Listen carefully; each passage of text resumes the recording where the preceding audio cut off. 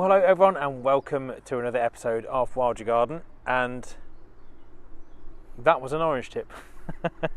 My third of the season so far, and I digress slightly, but it is relevant because today we are going to be talking about a fantastic little habitat that you can have in your own garden that doesn't need a lot of space. It doesn't need to look untidy, it doesn't take up a massive amount of room, but it can provide a wealth of food for many insects. And that habitat is this mini flowering meadow, or flowering nectar lawn as I often refer to them. Now, I'm back here in France. I'm just carrying out some works on one of the windblown trees that fell into the river from my garden, which I've been clearing over the last 2 days with my good friend Bill. So if you haven't seen that video, depending on when I post this, then do check out the French playlist. There are some videos on there of my little garden here in France and the works I've been doing to it. But I couldn't help but stop to make this video for you guys today because I want to highlight the importance of spring flowers, early sources of nectar for our pollinating insects.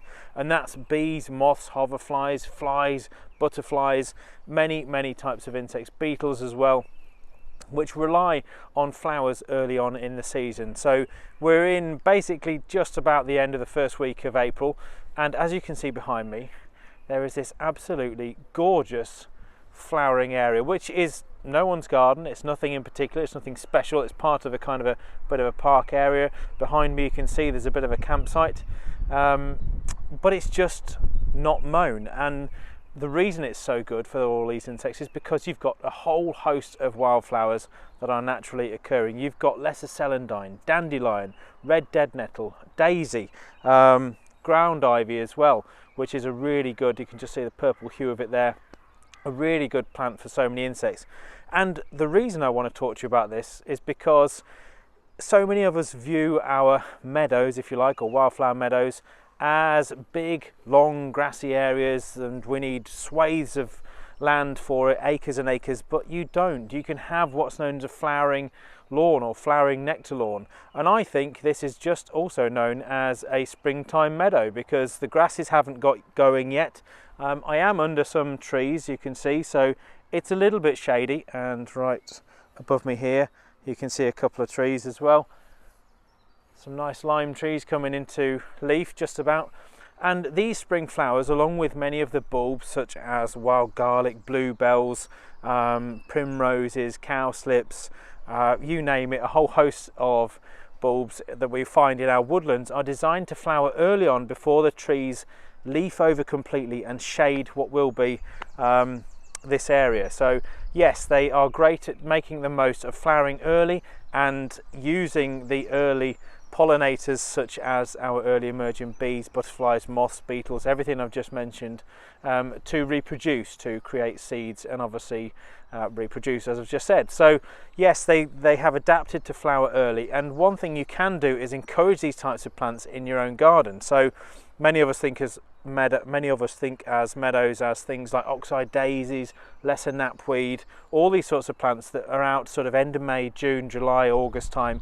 But obviously pollinators start their year early, a lot of them, so they need to find things like this. Obviously dandelions, if you haven't seen, I'll put a link to that video at the end of this one. I've done a whole video on the importance of dandelions. It absolutely sickens me to see the councils, particularly here in the UK, well, not here in the UK, I'm in France, but in the UK, mowing verges so early on. It's just wiping out a massive source of nectar and pollen for so many early emerging insects.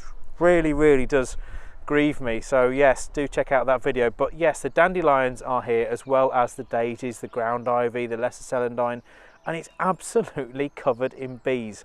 I'm going to try and get some shots of it, although they're flying so fast it's hard to get them unless they stop on a particular plant near me.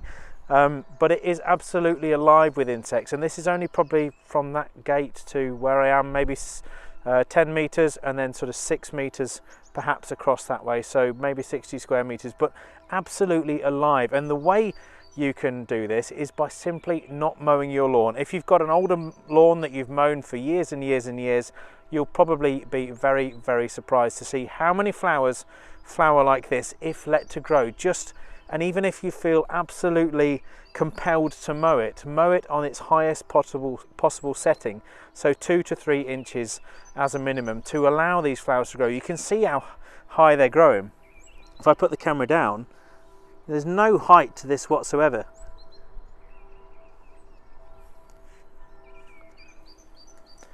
I'd be surprised if the tallest dandelion is taller than 6 inches. So you really don't need a lot of height. So forget the neighbours, sod what they think, just do it and you will not be let down by the wildlife. It is absolutely brilliant, and there are so many ways you can achieve this. One of them, as I say, is to not cut your lawn.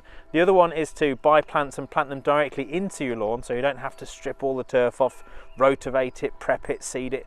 You can plant 9 centimetre potted plants straight into your lawn.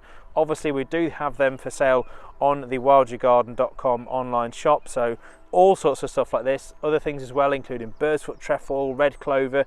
They're all plants that will grow really low down. They've been accustomed over the years to growing low down because of our mowing regimes, and because obviously before we had mowers, cattle and sheep would mow them, well, in essence they are mowing them, would bite them off obviously low down to the ground. So they've adapted to flower on really tiny stalks. I'm not going to pick any to prove a point, because there you go, red-tailed bumblebee. Don't know if you saw that, just coming in for a browse.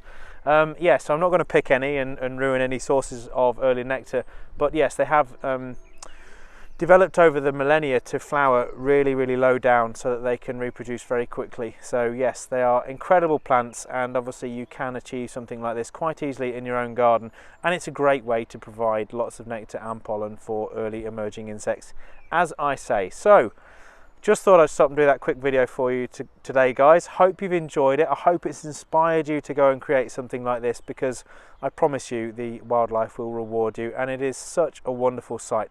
I mean, what would you rather look at, that or sterile mown green grass? Hey, we've all got plenty of those areas in and around our towns and cities. So yes, as always, thank you so much for watching, guys. Feel free to subscribe to the channel if you haven't already. Give the video a like, and I'll definitely be sure to bring you many more videos on all the ways in which you can help wildlife in your garden in videos to come. Thank you very much for watching. I'll see you soon.